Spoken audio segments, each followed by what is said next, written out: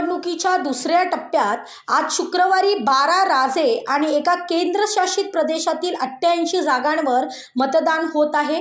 मतदान शांततेत सुरू झाले आहे.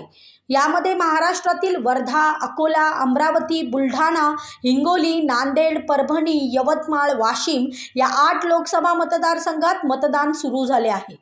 सकाळी 11 वाजेपर्यंतची आकडेवारी प्राप्त झाली असून त्यानुसार वर्धामध्ये 18.35, अकोल्यात 17.37, अमरावतीमध्ये 17.73, बुलढाण्यात 17.92, हिंगोलीत 18.19, नांदेडमध्ये 20.85, परभणीत 21.77 आणि यवतमाळ, वाशिममध्ये 18.1 असे मतदान शांततेत झाले.